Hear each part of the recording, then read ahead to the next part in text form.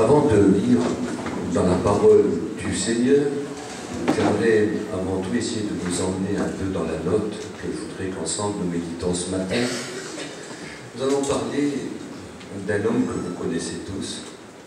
Personnellement, dans l'Ancien Testament, c'est l'homme que je préfère le plus, c'est David. J'ai une amitié pour David particulière. Vous savez déjà son nom quelque chose d'exceptionnel parce que une de ses significations c'est amitié, amitié pour Dieu, ami de Dieu, ami de Dieu. Un homme selon le cœur de Dieu. Il aimait Dieu véritablement. Et indirectement, alors qu'il ne l'avait pas désiré, qu'il n'avait pas recherché, voici que Dieu l'a choisi pour être roi en Israël, afin de remplacer l'autre roi, le premier qu'il a eu, Saül. Saül était devenu désagréable à Dieu, quelqu'un qui ne plaisait plus à Dieu. Il était désagréable à Dieu parce qu'un de ses premiers péchés, c'est qu'il n'avait plus de patience, et ensuite il en fera 11 très grands. Et il ne savait plus attendre, il ne savait pas quoi dire, il ne fallait surtout pas qu'on lui dise non. C'était un drôle de monsieur. Il se passa que Dieu le rejeta, mais s'il laissait sa place, laissait son trône, ce n'était pas quelque chose de facile pour un homme qui était devenu si orgueilleux, dont le cœur s'était si élevé et voyant sa position tellement haute, il se pensait indétrônable. Il pensait qu'en se défendant, il pensait qu'en faisant la guerre, il pensait qu'en tuant celui qui pourrait être sur le trône, il pensait que jamais son trône ne pourrait lui être pris. Il le pensait vraiment. L'orgueil, ça rend fou. Non? L'orgueil, ça rend fou. Et une créature créée telle que le chérubin protecteur a cru qu'il pouvait détrôner Dieu. L'orgueil, ça rend fou. Il dit Dieu était parfait jusqu'au jour où l'orgueil s'est trouvé chez toi, mais l'orgueil rend fou. Un jour, on m'a dit à moi, parce que comme tous ceux qui aiment la Bible, la lisent.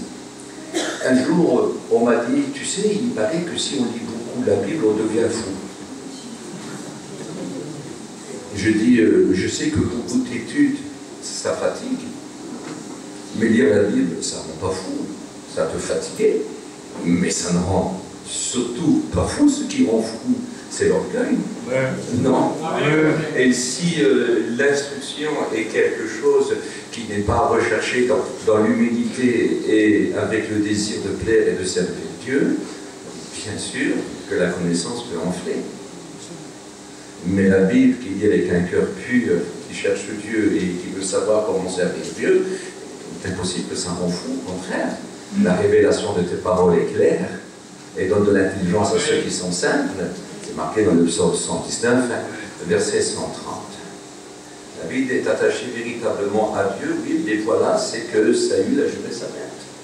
Et puis sans pitié, en plusieurs occasions, vous pourrez le lire dans 1 Samuel 24 ou dans 1 Samuel 26, vous vous rendrez compte que dans plusieurs occasions, il veut le tuer, il le cherche avec ce qu'il y a de mieux avec lui. Les 3000 ans d'élite, le prix sur tout Israël, mais bien sûr, toujours, sans qu'il y ait diffusion de sang.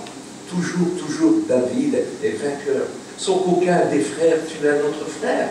Sans que David ait à tuer qui que ce soit et lever la main sur Saül, toujours David est vainqueur parce que Dieu est avec lui.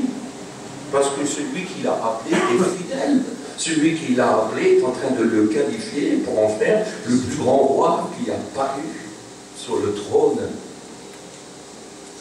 Le roi le plus admiratif, le plus grand. Peut-être pas en sagesse comme son fils, peut-être pas en gloire comme son fils, peut-être pas aussi riche que son fils, mais plus grand que son fils. Un ami véritable. Et David se dit, après les deux rencontres qu'il vient de faire avec ce Saül, échappant de très peu à la mort, il dit, ben Saül ne me laissera jamais de paix. Et si je ne pars pas, il recommencera, il mettra toujours ma vie en danger, alors je vais passer chez les Philistins. David, je ne sais pas de quelle façon, mais tellement un homme droit, tellement un homme exceptionnel, et n'oubliez jamais. Quand Dieu apprécie les voies d'un homme, il dispose même favorablement ses ennemis à son égard. Il en est capable. Tout est possible à Dieu. Et voici qu'il voit le prince de Gath, comme l'appelle Akish. Achish aime beaucoup ce David. Il aime beaucoup. Et puis David lui dit, mais pourquoi j'habiterai avec toi dans ta ville royale? Écoute, donne-moi une fille, un endroit où je pourrais me réfugier avec mes hommes. Là, il en avait à cette époque avec lui 600. Et il lui dit, non, même pas, à l'époque, il n'avait que 400. Il lui dit, écoute, c'est simple, je vais te donner Tsiklag. J'ai pris une petite note que j'aimerais vous rappeler, parce que Dieu sait toujours ce qu'il fait, il ne fait rien à la légère. Tout est préparé par avance. J'ai marqué ça, voilà, ici. Là. Si je lis dans Josué, chapitre 19, au verset 4. 19, 4 du livre de Josué, qu'est-il écrit? Il est écrit que voici maintenant Josué a conquéri tout le pays de Canaan avec l'aide de Caleb. Et maintenant que tout le pays de Canaan est conquéri, qu'est-ce qu'il nous est dit? Maintenant il partage. Et puis pour le territoire de Siméon, qui est juste apposé avec le territoire de Judée, il va échoir plusieurs villes, mais une de ces villes-là, c'est Tsiklag. Tsiklag, c'est-à-dire que autrefois, Tsiklag, au partage du pays de Canaan, avait été donné à Israël, à la tribu de Siméon. C'est important de se rappeler ça. C'était les Philistins, je ne sais pas de quelle façon, mais les Philistins l'avaient prise. Et voici que le roi Achish va donner maintenant à David la ville de Tsiklag. À partir de ce moment-là, nous lisons dans la parole de Dieu que plus jamais Tsiklag a sorti de Israël. Dieu l'a rendu. Dieu l'a rendu au roi d'Israël. Parce que n'oubliez jamais que quand Dieu lui donne, quand Achish lui donne cette ville-là, il ne le sait peut-être pas. Mais celui qu'il a devant lui, c'est celui qui a été loin en cachette. À Bethléem, dans la maison de son père, le berger, celui qu'on appelle Isaïe. Et là, il avait été loin pour être roi. À ce moment-là, il était roi. Il était roi. Il n'était pas encore roi sur le trône, mais c'était le roi que Dieu avait choisi. Dieu voyait qu'un seul roi. Et c'est avec ce roi-là que Dieu faisait des victoires, des victoires, des victoires. C'est ce roi-là qui sortait à la tête des peuples. Peut-être que Saül avait passé un temps à la tête de son armée, et c'est une évidence. Mais c'est toujours avec David que les victoires se faisaient de façon spectaculaire, parce que c'était vraiment celui qui avait été choisi. On chantait même les louanges, les femmes, les jeunes filles disaient « Saül en a tué 1000, ouais, mais David en a tué 10 000 ». Et c'est de ces mots-là que la jalousie de Saül est venue. Et bien alors il ne lui manque plus que le trône, et il a vu le danger. Et c'est à partir de ce moment-là qu'il a voulu, bien sûr, le tuer. Il ne rêvait que de ça, que de le tuer. Donc, l'homme arrivé à Tsiklag. Voici maintenant que David est à Tsiklag avec ses hommes. Il nous est dit que la famille de David, sa famille, ses frères, l'avaient rejoint. Il y avait 400 hommes, mais j'insiste sur ça, vous comprendrez pourquoi. Ses frères l'avaient rejoint. Sa famille l'avait rejoint. Est-ce que dans sa famille, il y aurait ses cousins, il y aurait des neveux, je n'en sais rien. Mais ses frères et sa famille l'avaient rejoint. Et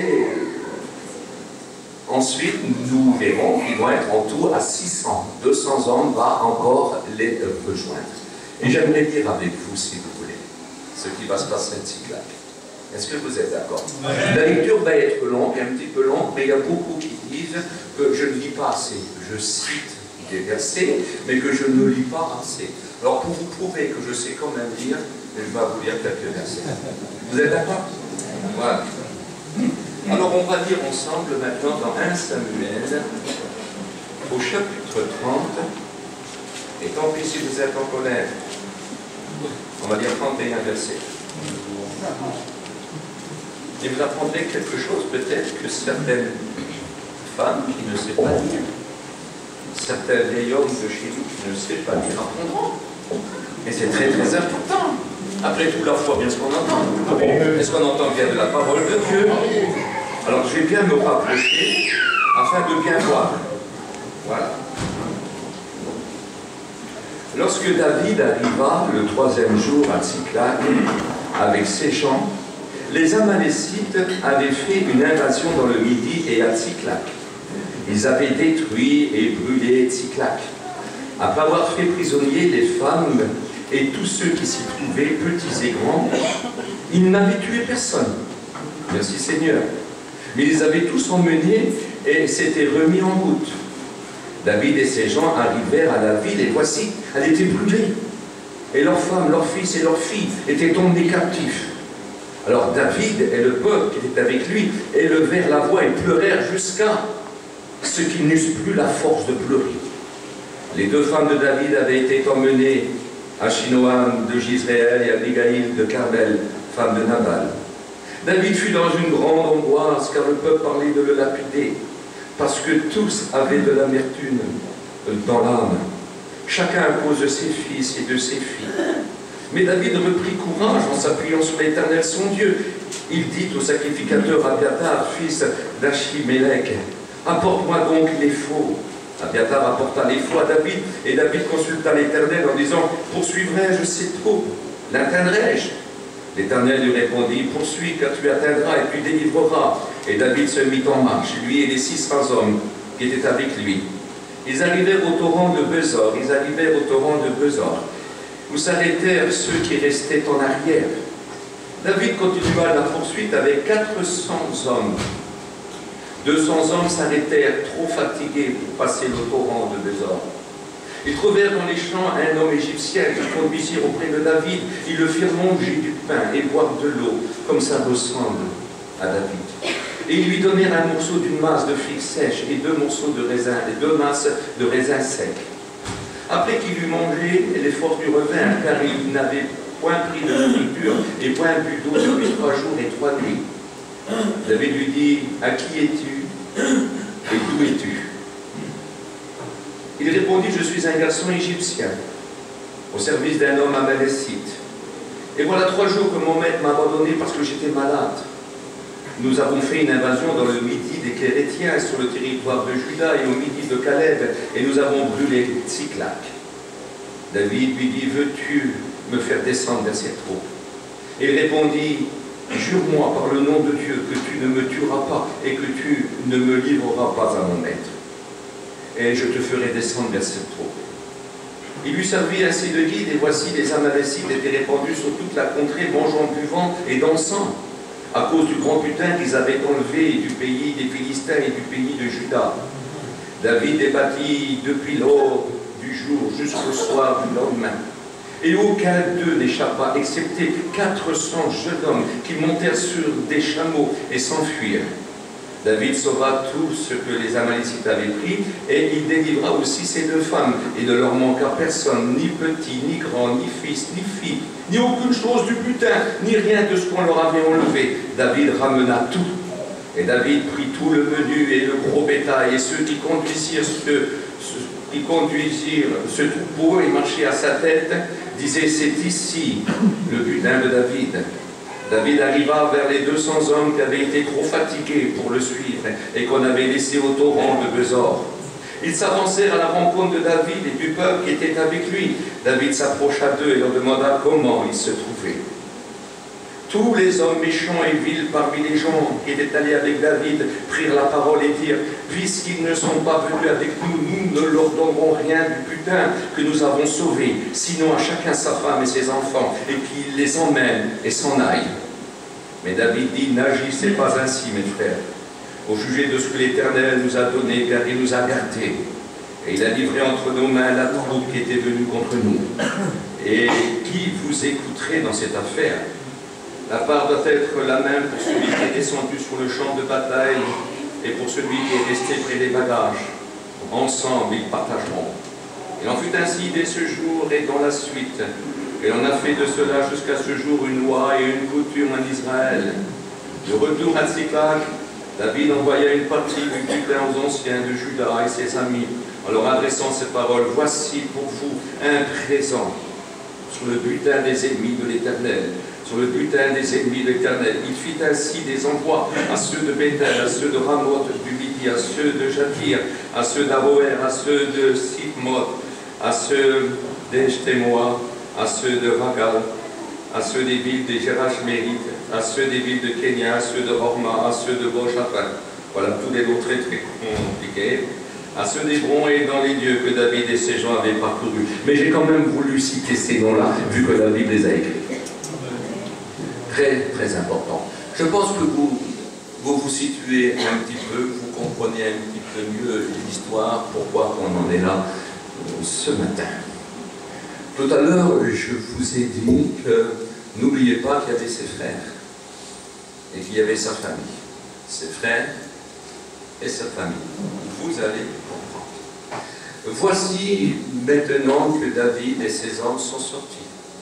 Eux, pour gagner leur vie, ils allaient faire la guerre aux ennemis de l'Éternel, aux ennemis d'Israël. Et en faisant la guerre aux ennemis d'Israël, bien sûr, ils prenaient tout le butin qu'ils trouvaient. Mais c'était les ennemis du peuple de Dieu. Et quand ils sont revenus, il nous est dit qu'une troupe d'Amalécites était descendue à Tsiklag, alors qu'il ne restait que les femmes, les enfants, les vieillards, voilà, personne qui pouvait se défendre contre des hommes armés.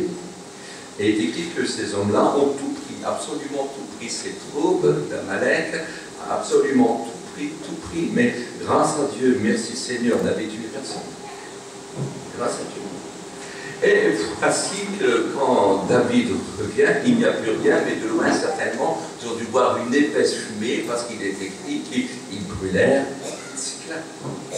Imaginez, vous arrivez de loin, vous voyez une grosse fumée qui sort de la ville.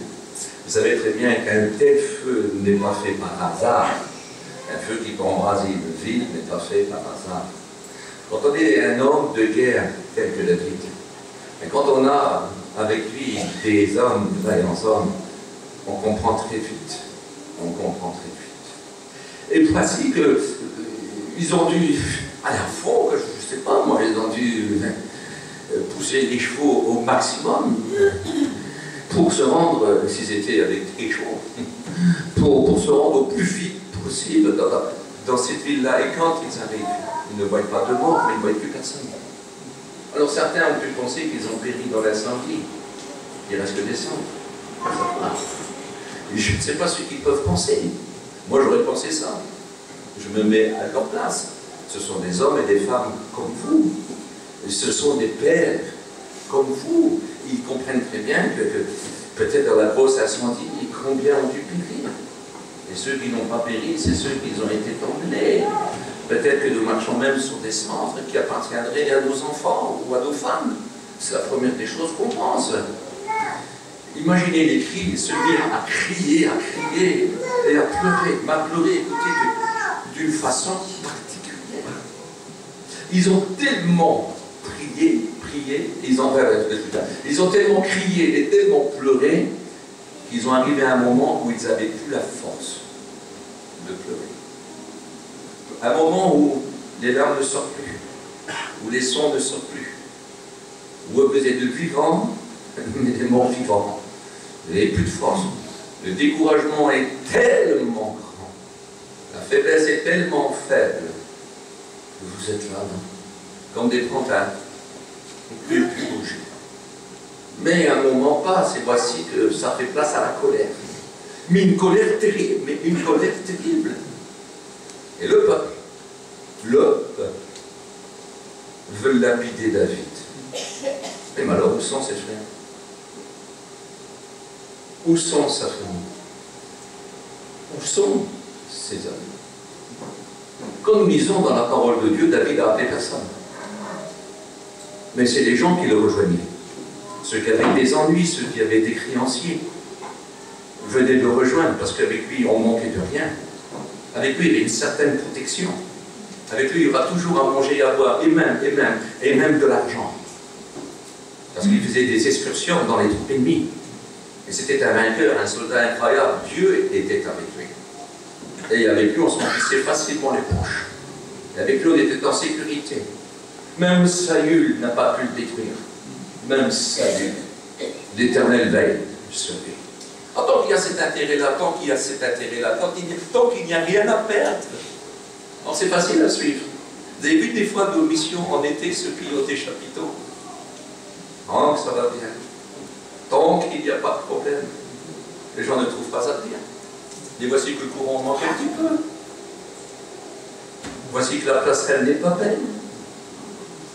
Je ne vais pas rentrer dans des autres cas, ce n'est pas la peine, je ne suis pas là pour vexer personne, et je ne suis surtout pas là pour juger qui que ce soit. Mais quand ça va bien, ça va bien. Non? Et puis si jamais il viendrait ce truc-là, on dirait, ben, vous le savez bien, hein, c'est des endroits à grêle, hein, pourquoi vous venez là? C'est vrai, c'est pas vrai. Hein? Mais qui a été appelé? Est venu celui qui a venu. Est venu celui qui y a voulu. Écoutez, tout le monde a le libre choix de dire oui ou de dire non. Mais nous avons quelque chose de particulier, et surtout chez nous, j'ose le dire, hein, on met facilement les torts sur les leaders. Non? On met facilement les torts sur les leaders. Parfois, quand une salle ne se remplit pas bien, on est contre le pasteur. Alors que le pasteur est surtout là pour affermir le corps très saint et édifier l'église et à prendre soin de ceux que vous amenez à la réunion pour qu'ils écoutent l'évangile. Non? C'est tellement facile, tellement facile de se tourner vers les leaders. Ils ont voulu le lapider. Hein? Souhaitez-moi Elia, comment? Lui qui nous a délivrés de Goliath. Vous auriez été des serviteurs des Philistins, vous auriez été des esclaves, lui. Écoutez, c'est nous qui avons voulu venir vers lui. Alors, tant que tout allait bien, mais personne ne le défend. Alors, je me pose la question, sans accuser la famille de David ni ses frères, mais je me pose quand même cette question. Est-ce qu'ils étaient de ceux qui voulaient le lapider? Et je vais vous dire une chose. Je pense que c'est Napoléon qui a dit ces mots-là. Quand tu tombes dans le malheur, compte tes amis. Mais il est possible parfois, quand on tombe dans le malheur, compte tes frères et compte tes sœurs. C'est possible, ça ne devrait jamais arriver, mais ça peut arriver. Je ne sais pas si ça arrive à Bordeaux, je ne pense pas, parce que Bordeaux, c'est un grand cru. C'est pas possible. Mais à Lille, oui. Ça peut arriver. Oui. Je voudrais que vous ouvriez un petit peu vos yeux, c'est que parfois, on est seul, mais véritablement seul, personne ne peut nous comprendre. Qu'est-ce qu'ils ont dû dire? Tu n'es plus le béni, tu n'es plus le grand, l'Éternel n'est plus avec toi. Tu es maudit, tu es frappé. Dieu t'a rejeté aussi comme il a rejeté Saül. Plus un chef, et plus un leader. Celui qui te suit, il est maudit. On t'a suivi. On croyait être béni, mais on est maudit. Celui qui te suit, écoute. David, tu portes plus chance, tu portes la poisse. Tu dois mourir. C'est ça. Mais c'est incroyable, ça. C'est incroyable. Mais c'est comme ça, parce que, écoutez, pour avoir des envies de meurtre, il faut vraiment vouloir, non? Il faut vraiment avoir de la colère, de la haine. Il y a un désir de vengeance. Au lieu de penser à courir après ceux qui avaient emmené tout le monde prisonnier, ils préfèrent tuer leur leader. Au lieu de se mettre à combattre, parce que si ce n'est pas David qui les amène à combattre, eh bien ces gars-là ne font rien. Et quelque chose, c'est incroyable. David a décidé dans son cœur de se confier en l'Éternel. Oh, qu'est-ce que c'est beau. Et je voudrais ce matin, si tu es incompris, si tu es mal aimé, si tu es méprisé, si tu es rejeté, si tu es accusé à tort, si tu n'es pas aperçu, si tu es quelqu'un qui passe dans l'indifférence, passe incognito, parce que malheureusement, il y a des gens qui vont plus vite à 5 km ou à 30 km ou dire bonjour à quelqu'un qu'à quelqu'un qui est à 20 mètres de chez lui. Confie-toi en Dieu. Si tu ne sais plus compter sur personne. Parce que bien souvent, on explique nos misères aux mots, nos mots aux gens, et puis, ouais, mais l'ont-ils à cœur? Ils vont y penser une fois ou deux, pas tout le monde, mais l'ont-ils à cœur? Je pense que nous devons, nous, avoir à cœur de se confier en Dieu. Écoutez, Nous devons apprendre à se confier en Dieu. Amen. Je parle pour moi parce que moi j'ai un défaut, j'aime bien me confier dans mes frères et mes sœurs. Je leur demande toujours de prier pour moi. Mais peut-être que je devrais me dire, Benito, apprends aussi à compter plus sur Dieu. Écoute, si le grand David a dû prendre à cœur de se confier en Dieu, toi aussi. Non, nous devons apprendre, mes amis, à se confier en Dieu. Et pour ça, nous avons très bien compris que David, là, c'est plus une question d'intelligence. Hein. C'est une question de position. Une question de cœur. Parce que vous savez, l'intelligence ne fait pas forcément la foi. L'intelligence, c'est facilité à apprendre des choses. Mais la vie chrétienne, la foi, est une question de... Vous savez, le début de notre réveil, ça n'a pas été quelque chose que vous pouvez l'imaginer. Les pasteurs qui prêchaient n'avaient aucune formation biblique, la plupart. Ils ont écouté l'évangile et le lendemain, ça se faisait comme il se passait du temps de Jésus. Pensez même à l'homme qui fut délivré de cette légion de démons.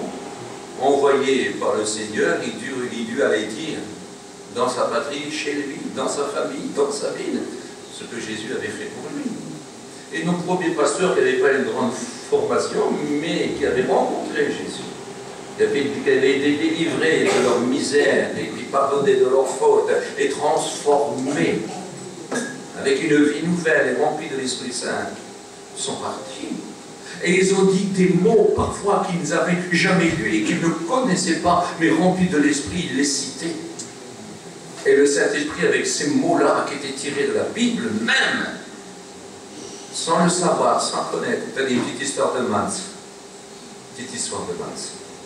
Vous savez que Mans avait incontestablement des dons charismatiques exceptionnels. Des miracles et des prodiges, 3 fois, il eut dans son ministère la grâce de voir quelqu'un qui était mort et ressuscité. 3 fois. Ce n'était pas quelqu'un qui avait une connaissance énorme, mais un jour, il a été dans une assemblée prêchée.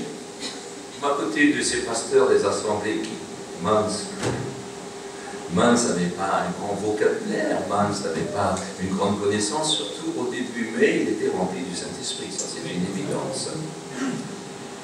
Et une dame est venue vers lui en lui disant, frère, demain vous me ferez l'onction d'huile. D'accord. C'était la première fois qu'ils seront dans une assemblée évangélique pour prêcher l'évangile. Parce qu'aussitôt qu'il s'est converti, les assemblées évangéliques n'en voulaient pas, c'était un signal qui n'était pas baptisé, qu'on ne voulait pas baptiser et qu'on refusait la Sainte Seine. Alors ils se sentaient très très mal à l'aise là. Ils ne voulaient pas. Un jour, n'ayant pas une grande connaissance, il dit à sa femme, on va se rendre près d'une rivière, et je vais te baptiser, et tu me baptiseras.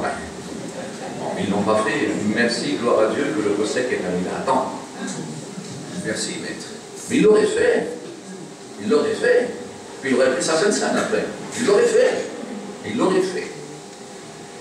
Mais là, lui, il priait toujours pour les malades, il mettait ses mains sur les malades, il avait une foi exceptionnelle, il avait des dons vrais, et il se passait qu'il y avait des guérisons, mais là on lui demande l'onction d'huile.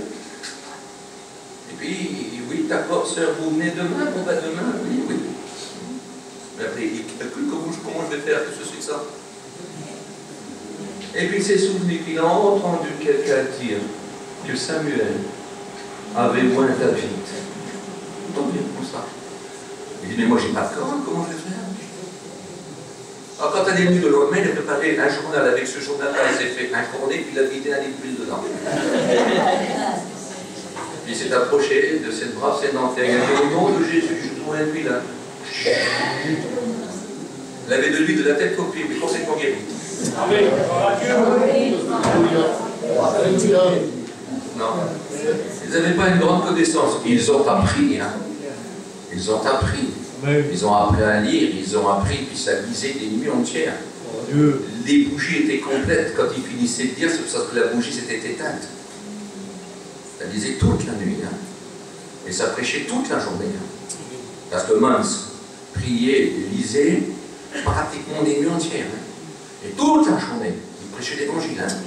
Il allait dans les villages, pendant que sa femme vendait ses mouchoirs, et lui il évangélisait le village.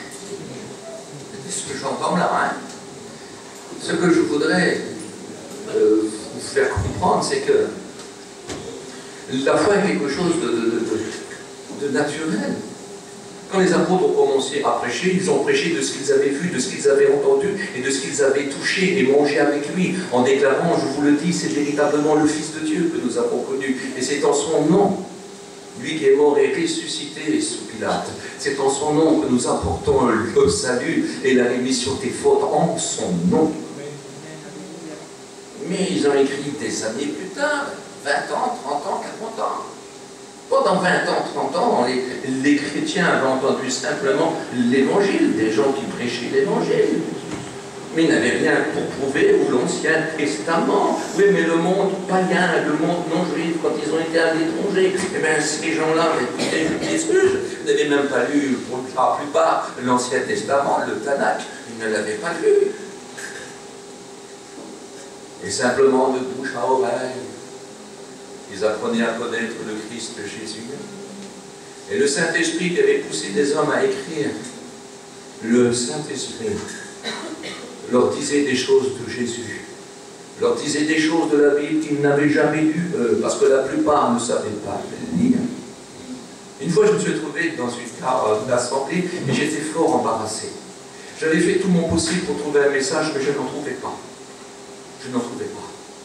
Je ne manquais pas de prière, je ne manquais pas de lecture et ni de fidélité envers Dieu. Je vivais véritablement comme tous les chrétiens doivent le faire. Vivre avec le Seigneur pour lui et en lui. Et surtout pas lui. Et le Seigneur, et en prêchant, je vous promets, c'est pour ça que je peux vous parler de ça, en prêchant, un chapitre, un livre de la Bible m'a été cité. Un chapitre m'a été cité dans mon esprit. Un verset m'a été cité dans mon esprit. Et l'explication m'a été citée dans mon esprit. Et je l'ai prêché. Je me suis assis et j'ai contrôlé dans la Bible. C'était le livre, le chapitre et le verset. Le Saint-Esprit peut rappeler. Non? Il vous rappellera tout ce que Jésus a fait. Mais bien sûr, nous avons lu le loin, nous devons lire. Et si vous n'êtes pas orgueilleux, lisez même du matin au soir, vous ne lirez jamais de trop. Instruis-toi des saintes lettres qui te rendra sage à salut. Eh bien, tu t'aurais 70 ans de lecture. Instruis-toi encore des saintes lettres qui te rendra sage à salut. David a mis à cœur, dans son cœur, il a résolu de se confier en Dieu. Il va appeler Abiathar. Qui est Abiathar? C'est le fils d'Archimélec. Qui est Archimélec? Archimélec habitait à Nob. Et à Nob, c'était un endroit un petit peu spécial, c'était une ville de sacrificature. Et puis, il est écrit que David, dans sa fuite devant Saül, s'était rendu à Nob vers Archimélec. Et puis, ils avaient eu une conversation ensemble, Archimélec l'avait béni, et il avait donné une épée, l'épée de Goliath. Il l'a mérité, hein. Il l'a mérité. Et il y avait parmi ceux qui étaient là, M. Doeg. Et Doeg était un Édomite, et il était le chef des bergers de Saül. Il avait fait une chose, lui, c'est qu'il avait été rapporté à Saül que David était un noble, avait été un noble. Et puis qu'il avait consulté Archimélec, que Archimélec avait consulté l'Éternel pour lui, et puis qu'il lui avait donné l'épée de Goliath. L'autre, dans une colère folle, de rage, il voyait des espions partout, il voyait des traîtres partout, l'orgueil, qu'est-ce que ça peut faire? Il est donc allé, et puis il a mis à mort Archimélec, et il a mis à mort en tout 80 sacrificateurs, 80 hommes. Il avait dit à ses soldats, tuez-les! Oui, mais les soldats ne voulaient pas toucher au sacerdoce, ne voulaient pas toucher au sacrificateur de Dieu, ne voulaient pas. Ils avaient de la crainte. Même si tu t'appelles Saül, que tu es féroce, on ne peut pas, on ne peut pas, on ne peut pas. Oui, mais Doeg est là, l'Édomite est là, l'étranger est là. Celui qui n'aime pas Dieu et qui a été maudit, eh bien celui-ci est là. Et puis Saül, parce que malgré tout c'était un sacré lâche, hein. On n'a pas le temps d'en parler, mais c'était un lâche qui mettait facilement sur le dos des autres ses forts à lui. C'était un lâche, un menteur, un accusateur, tout ce que vous voulez. Mais Doeg, ben toi tu es. Et voici que Doeg a tué 80 sacrificateurs. Il y a un Chiménec. Je ne sais pas si vous vous rendez compte, mais quel horrible crime, quel homme diabolique qui était devenu ce Saül. Quel mauvais homme. Oui, mais il y en a un fils qu'on appelle Abiathar. Et Abiathar a fait une chose. Il s'est sauvé. Il s'est sauvé. Vous voulez qu'on lise ce petit passage-là? Écoutez, en même temps, ça vous apprend à connaître quelques petites histoires dans la Bible. Non? Mais c'est tellement important. Dans 1 Samuel 22, 1 Samuel 22, ça se retient très, très facilement. Écoutez-moi bien. Voici que Abiathar s'est sauvé et il est venu rejoindre David et en lui expliquant toutes ces choses. Et voilà ce que David dit à Abiathar. J'ai bien compris ce jour même que Doeg et Domite se trouvant là ne manqueraient pas de faire un rapport à Saül. C'est moi qui suis la cause de la mort de toutes les personnes d'Aphrique. Reste avec moi. Sois sans crainte. Car celui qui en veut à ma vie en veut aussi à ta vie. Reste avec moi. Près de moi. Tu seras bien gardé. Oh, que c'est joli ça. On aurait tellement de choses à dire. Vous savez que nous sommes les serviteurs de Dieu. Vous êtes les servantes du Seigneur. Et ceux qui ne vous aiment pas n'aiment pas notre roi. Ceux qui vous en veulent à notre roi. Mais seulement nous, auprès de notre roi, on sera bien gardés. Non? Nous ne risquons rien parce que notre roi, on ne peut pas l'atteindre. Et notre roi a tout gagné. Et avec lui, on peut tout gagner. Mais voici que toi, que Abiathar est là. Puis quand Abiathar est venu, il est venu avec les faux. On ne rentre pas dans tous les détails, ça serait beaucoup trop long. Mais simplement, il a dit, veux-tu consulter pour moi l'Éternel, Abiathar? Et demande à l'Éternel s'il faut que je poursuive. Et que si je poursuis, est-ce que je vais atteindre? Et si j'atteins, est-ce que je vais gagner? Et puis voici que l'Éternel parle. Poursuis, atteins, je te donne la victoire. Je combats pour toi. Alors il a dû se lever. Il a dû dire à tous ces hommes méchants qui parlaient de lapider, écoutez, je viens de consulter l'Éternel. Il avait pleuré comme eux aussi, hein. Il avait souffert comme eux aussi. Il a dit que David pleura aussi. Il avait crié aussi comme eux, mais pas dans le mauvais sens, lui. Ses larmes étaient très grandes, et aussi lui, il avait plus de force aussi, comme eux. Mais il n'a rendu personne coupable, il n'a accusé personne. Et même quand ils ont voulu lui faire du tort, il ne leur a fait aucun reproche, mais il s'est confié. Il s'est confié en Dieu. Et au lieu de les rejeter, il leur demande de combattre. Il va dire, j'ai consulté l'Éternel, et l'Éternel a dit d'y aller, qu'on poursuivrait, qu'on atteindrait, et qu'on serait vainqueur. Mais y aller, il nous rendra tout, on prendra tout ce qui nous a été volé, on reprendra tout, on sera des vainqueurs. Je ne sais pas si vous comprenez, je ne sais pas s'il faut réaliser ça. Il en est sûr. De vous à moi, David a besoin de personne. Je vous promets que David a besoin de personne. Mais ces hommes-là, lui, il ne les rejette pas. Ces hommes-là, il les aime. Lui, il sait que s'il y va même seul, il peut arriver dans le camp d'Amalek et les trouver tous morts. Et prendre ses femmes, prendre ses enfants. Il pourrait le faire. Il le sait qu'avec Dieu, tout est possible. Il lui dit, va, tu atteindras, va. Mais lui, il n'ira pas seul. Il veut ramener les mécontents avec. Et puis, voyez-vous, il y a une chose qui est exceptionnelle. Pour rien au monde, nous n'avons le droit de rejeter ceux qui nous rejettent. Pour rien au monde, nous devons rejeter ceux qui nous accusent. Pour rien au monde, nous devons juger trop sévèrement, au point de rejeter ceux qui nous jugent trop sévèrement. Nous devons au contraire avoir un seul désir, rassembler, comme un seul corps, comme un seul soldat, l'armée des mécontents, pour en faire des héros, pour en faire des bénis. Parce que les héros, c'est des bénis. Les héros, ce sont ceux pour qui Dieu combat. Les héros, ce sont ceux que Dieu donne la victoire. Ça, c'est des héros. C'est des héros. Parce que ces héros-là, avant d'aller combattre, ils sont déjà appelés héros. Ce n'est pas le combat qui fait des héros, c'est le choix, parce que Dieu les a choisis. Et ce choix-là, qui fait d'eux des héros. Et ils sont allés. Et puis ils ont rencontré un homme qui était affamé, Ça faisait 3 jours qu'il était là, et nous savons que s'il fut abandonné par son maître, eh bien c'est parce qu'il était malade. Il n'était pas blessé, mais malade. Oui, mais malade sur un bord d'un chemin, sans manger, sans boire pendant 3 jours, imaginez le piteux état qu'il va être. Et aussi, quel dégoût. Et aussi, je ne sais pas comment dire, quelle déception. Mon maître m'a abandonné, parce qu'il fut abandonné. Il fut rejeté parce qu'il était malade. Son maître, c'était un Amalécite, c'était les Amalécites qui avaient fait cette excursion-là. J'ai pris quelques notes. Vous voulez qu'on en parle un petit peu? Regardez aussi, j'ai mis ça. Voilà, j'écris un petit peu en grand. Qui est Amalek? Comment qu'Amalek est né? C'est dans le livre de la Genèse, excusez-moi, j'ai pas eu le temps de chercher le verset, mais on parle de Ésaü, le frère de Jacob. Ésaü, comme Jacob, sont les enfants, les jumeaux d'Isaac et de Rebecca.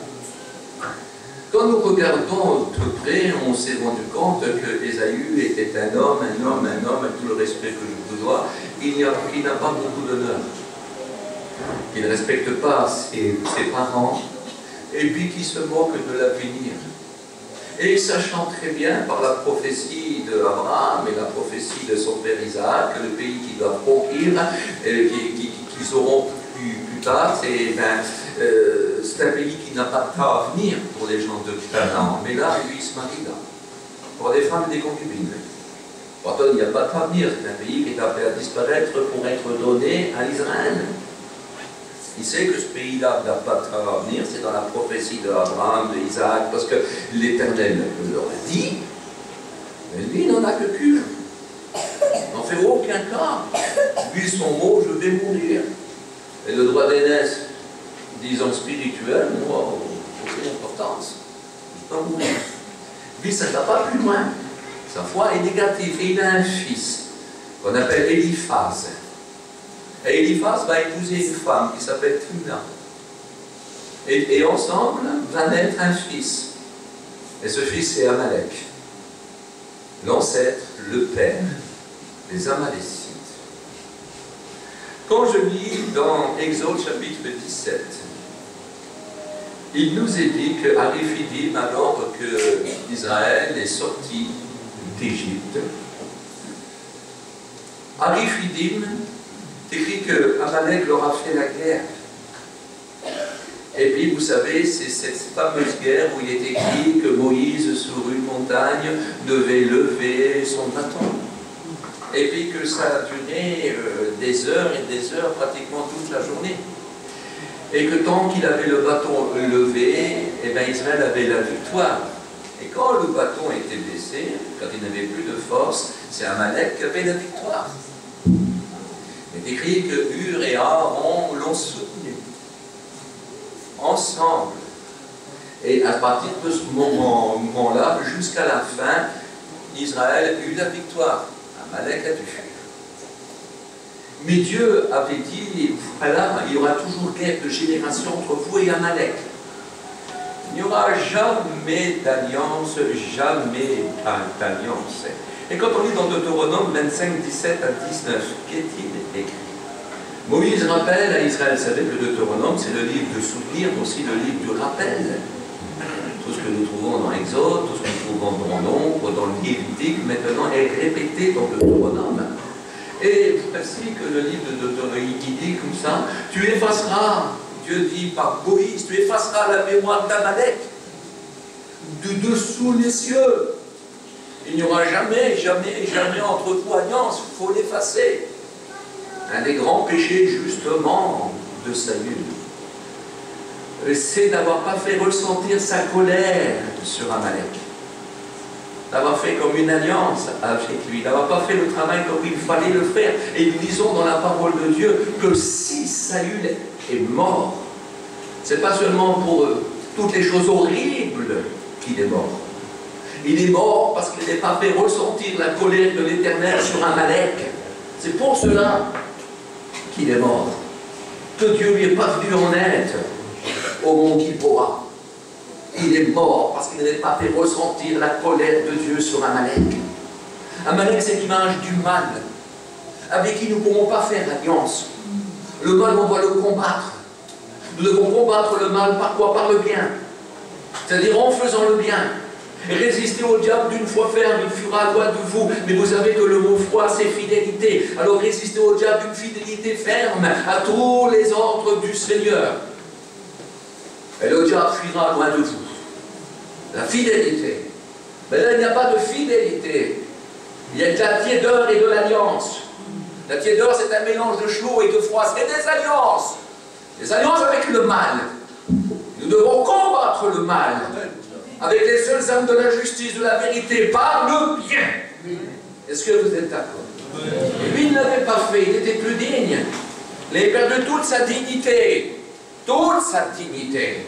Il n'avait pas été honnête avec les Philistins, maintenant il n'est pas honnête avec Amalek. Alors comment voulez-vous que Dieu ne le rejette pas? Alors après, bien sûr, toute la misère arrive, et constamment, et il s'enfonce toujours plus. Et s'il y a eu 12 apôtres qui suivaient l'agneau, ben voici maintenant qu'il y a 12 grands travaux de destruction de Saül. Saül fit 12 grands péchés inimaginables. Véritable monstre. Véritable monstre. Des amis, Amalek est quelque chose il nous faut faire la guerre. Écoutez, aussitôt que David est combattant, au début de son règne, nous voici des gens en guerre avec les Philistins, mais nous voici en guerre déjà avec Amalek. Amalek l'a cherché. Amalek voulait faire mal. Il s'est mis en guerre, lui. Il a fait ce qu'il fallait faire. Et puis, Amalek va être détruit. Ça sera détruit au temps d'un homme qu'on appelle Ézéchias, qui signifie « l'Éternel est ma force ». Et c'est là que les rescapés de Amalek seront détruits. Ça va commencer de Josué, première guerre avec Israël. La dernière guerre avec Amalek se fait avec Ézéchias. Il dit, tu effaceras la mémoire d'Amalek du dessous les cieux. C'est-à-dire, tu le feras, tu y arriveras, ça ne sera pas facile. Écoute Israël. Et puis malgré tous les préceptes, malgré tous les commandements que le Seigneur a donnés à Israël, il a ce commandement-là. Même si Amalek est tranquille, tu feras la guerre. Il faut l'effacer, il faut l'effacer. Il faut effacer. Même quand le diable est gentil, méfie-toi-en. C'est là qu'il prépare son poison. Il faut s'en méfier. Et puis il va commencer à soigner ce garçon-là, et puis il va lui dire, écoute, qui es-tu? D'où es-tu? David était quelqu'un de gentil, et c'était facile de faire confiance. Quand je regarde bien, quand je lis bien, quand je vois ses réactions en travers toute sa vie, on voit que c'était quelqu'un qui était facile à faire confiance. Il y avait quelque chose de particulier. Et il va dire, tu ne me feras rien. Tu ne me tueras pas, tu ne me livreras pas à mon maître. Non, je te promets. Non. Dis-moi seulement où ils sont. Mais dis, mais je vais te quitter alors. Puis ils l'ont emmené. Et puis les autres, ils étaient sous, ils se croyaient en sécurité. Ils mangeaient, ils buvaient, à moitié épuisés. Et puis il s'est passé ce qu'il s'est passé, vous le savez bien. Il s'est passé ce qu'il s'est passé. David les a battus. Et puis il a délivré tout le monde, personne n'est mort, ni dans son camp, et ni parmi les prisonniers qui avaient été faits. Aucun de ces hommes est mort. Et aucun prisonnier, aucun enfant, aucune femme, aucun vieillard, je ne sais pas moi, aucun bien a disparu. Au contraire, ils vont prendre d'autres biens. Tous les biens que les autres avaient fait chez les Philistins, tout ça a été pris. Il y a plus de 1000 bêtes. Imaginez ces troupes de 600 ans. De 600 ans, avec de 400 ans, je excuse, avec femmes et enfants. Imaginez ces troupes avec ces bêtes, avec ces têtes de bétail, avec ces agneaux, avec ces taureaux, parce que ce fut un butin incroyable, une fortune qu'on a du mal à réaliser. C'est une véritable fortune, un véritable trésor. Et puis quand ils reviennent, ils repassent au torrent de Besor. Souvenez-vous dans la lecture, des hommes qui hurlent pendant 3 jours. Et la marche et tout ça, et les guerres qui venaient faire épuisés, ils ne pouvaient pas aller plus loin. Ils étaient épuisés. Ce n'était pas un manque de courage. Oh, parmi eux, il y a certainement des salopards aussi, parce que tout le monde voulait tuer et lapider le grand roi. Mais ils étaient là. Alors ils gardaient les bagages. Ils étaient là, ils attendaient. Et peut-être même, apôtre David avait dit que l'Éternel avait dit qu'il y aurait la victoire. Peut-être ces hommes-là devaient dire, écoute, devait prier, même Seigneur est plein. On a été bêtes, on a voulu le faire mourir. On ne te demande pas tant, on a voulu toucher à ton oin, mais on a eu peur. Je t'en supplie, donne-leur la victoire. Qui ramène nos épouses, qui ramène nos enfants. Oh Seigneur, on te demande pardon. J'en suis persuadé que ces hommes-là vont prier parce qu'ils auront une part aussi. Oh putain. Et ceux qui prient, vous savez que ceux qui prient, les repentants qui prient, ils ont part aussi à la bénédiction. Non.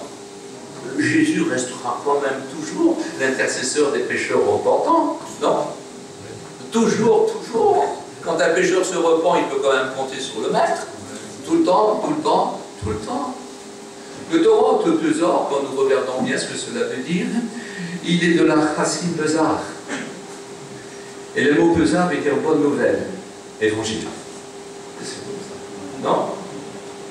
Ils étaient à Besor, ils attendaient une bonne nouvelle. Puis ils eurent une bonne nouvelle.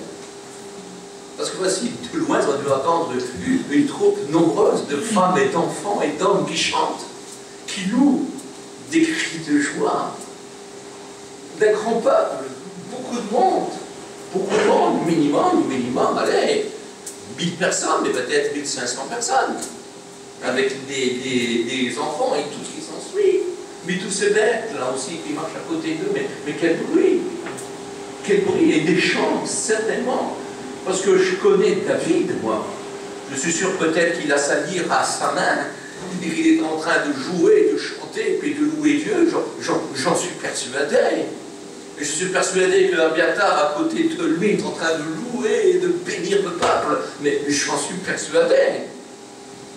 J'ai entendu un bruit qui n'est pas un bruit particulier, il veut dire qu'il n'est pas un bruit habituel de tourment, de guerre, non, de danger, mais des cris de joie, de bonheur.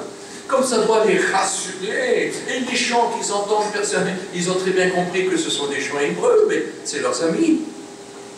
C'est le chant de la victoire, c'est le chant de la gloire. Oh Seigneur, c'est beau. Et peut-être même que Abiathar, comme il est sacrificateur, il a peut-être une trompette, peut-être même une trompette d'argent. C'est qu'il est en train de souffler dedans. C'est possible aussi, ça. C'est possible aussi.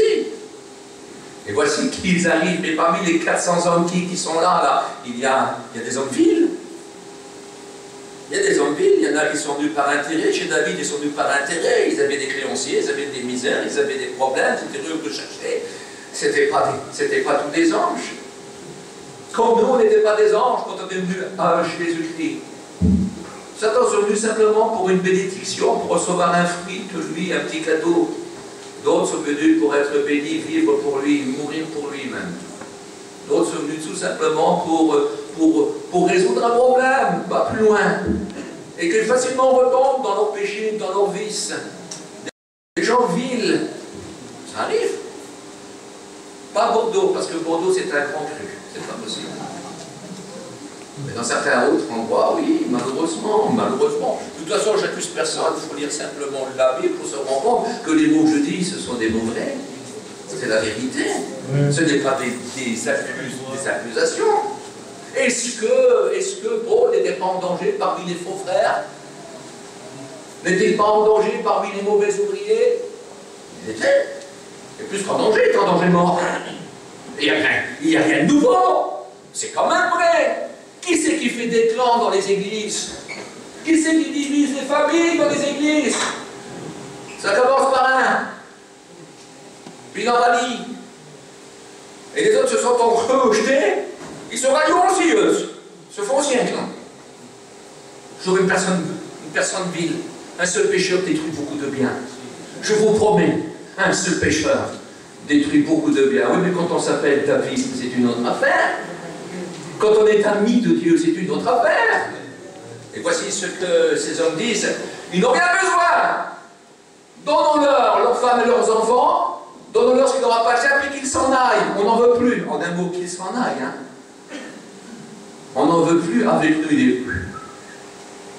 Et il dit, hey, arrêtez un petit peu, hein. La victoire, c'est Dieu qui vous l'a donné, hein.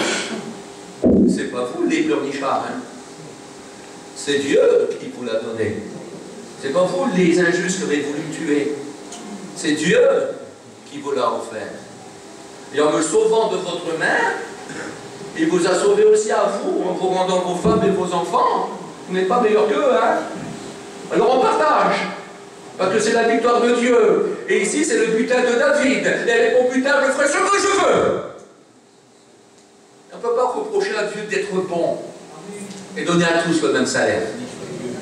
On ne peut pas. Ce n'est pas possible. Et voici, ils ont reçu tous le même salaire, leurs femmes, leurs enfants, leurs biens qui leur appartenaient, mais en plus le partage équitable. Chacun pareil. Un partage. Ceux qui ont été, ceux qui gardaient, ceux qui étaient là, assez fatigués, ceux qui ne pouvaient plus avancer, ceux qui attendaient les autres. Ils ont reçu la même part. Et depuis ce temps-là, en Israël, c'est une loi. C'est une loi. C'est une loi. Tout le monde partage la victoire d'une façon particulière. Puis ils ont gardé une partie qui ne partage pas entre eux. Mais c'est pour tout Israël. C'est pour tous leurs frères. Parce qu'un roi, un vrai leader, n'a pas de clan personnel. Dire son église. J'ai une église à Lille. Mon église n'est pas un clan. Je recommence. Mon église n'est pas un clan. Mon église, c'est Jésus. Mon église appartient à Jésus. Mon église, c'est le corps de Christ. Et le corps de Christ est universel. Et mon église n'est pas un clan. Mon église est parmi une église du corps de Christ. Et ça ne va pas plus loin. Alors tous le même salaire, on en profite tous. On en profite tous, on en profite tous, on en profite tous.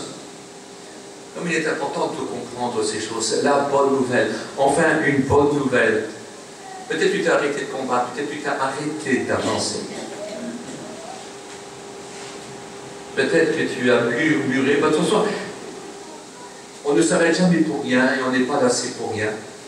Il y a souvent eu des obstacles, des incompréhensions et peut-être des mauvaises volontés aussi.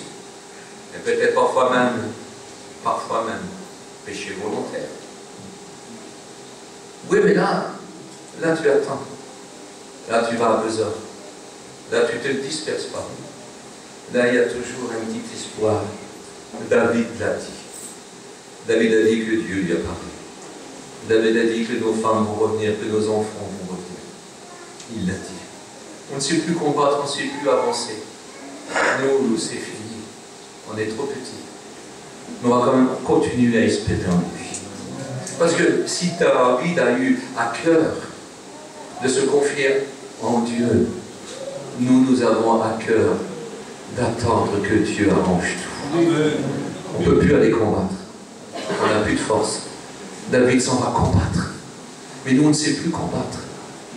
On n'a plus de force. Mais on veut attendre le secours de Dieu.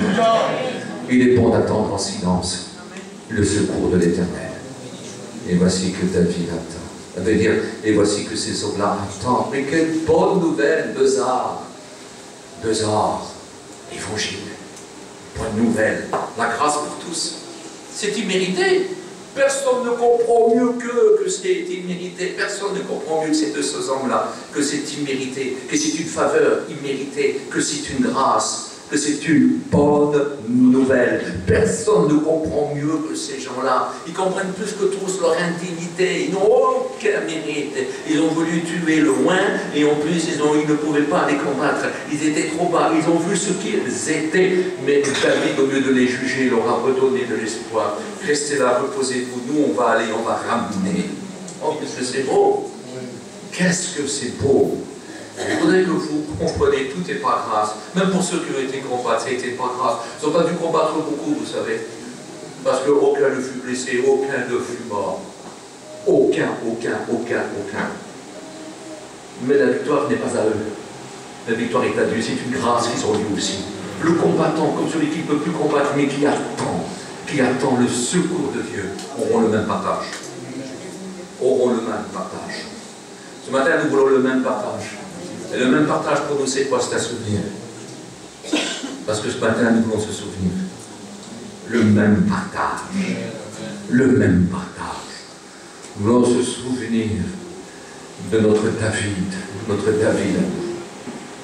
Notre David à nous. Qui fut appelé le fils de David. De la postérité de David. On veut se rappeler de notre fils à nous. Du fils de David. Notre roi, un fils nous est né. Il est né à Bethléem, un fils nous est né. Un sauveur nous est donné, il est mort sur la croix. Mais il est ressuscité et nous avons un Dieu plein de grâce. Et nous sommes bénis. Est-ce que vous réalisez ça? Est-ce que vous comprenez? Et nous voulons se rappeler. Je veux me rappeler, Seigneur, ce matin je me rappelle. Tout n'est pas classe. Il y a des jours où j'ai été combattre. Il y a des jours où je ne pouvais pas comprendre. J'étais trop épuisé, trop attristé, trop de chagrin, trop de peur, trop de frayeur, trop d'épouvante. Et j'ai rien pu faire d'autre que de m'asseoir et puis attendre. Mais les vainqueurs sont venus. Les champions sont venus. Le grand roi est venu. Puis il m'a apporté la paix, la force. Ça ne vous a jamais arrivé? Peut-être que vous arrivez bientôt. À 3 ans, à 2 ans. Ayons toujours confiance à la bonne nouvelle. Ayons toujours confiance, mais toujours confiance à l'Évangile. Ayons toujours confiance à l'œuvre accomplie en Jésus-Christ. Jésus-Christ a tout accompli, mais sans tour de champion, sans tour de combattant. Et la brebis trop faible, trop fatiguée, blessée, il apporte. Est-ce que vous comprenez? Et puis si jamais qu'elle est beaucoup trop jeune, la nourriture solide, elle ne peut pas la manger. Il est écrit qu'il la porte sur son sein. Il allait les petits agneaux. Notre Dieu. Non, notre Dieu. Et puis des fois, vous savez, quand on devient trop vieux, on devient des petits agneaux. On dit toujours les vieux retournent à l'enfance. Mais des fois, quand on devient trop vieux dans notre vie spirituelle, on devient des petits agneaux. On n'est plus les mêmes combattants, on est toujours les mêmes fidèles parce qu'un agneau, un enfant voit que son père et sa mère. Il a confiance pour eux. Et même s'il habite une cabane et qu'un roi voudrait l'adopter, il préfère vivre dans la cabane avec son père et sa mère. Il n'a peut-être plus de force, mais de vous à moi, quelle fidélité. Non, quelle fidélité. Il viendra toujours un jour au combat, on ne peut plus. J'ai écouté le nom d'un grand homme, je ne voudrais pas parler de son nom ce matin. Mais un homme qu'on connaît bien et qu'on admire beaucoup. Et qu'on avait une grande joie d'écouter, mais qu'on ne peut plus écouter. Parce qu'il est devenu un petit agneau. Trop fatigué. Trop malade. Trop vieux. Mais un agneau fidèle. Mais ça, c'est important. Et un jour, on redevient des petits agneaux. Aucune importance. Il donne de la nourriture aux petits agneaux. Il les protège, il les garde. Compris ensemble?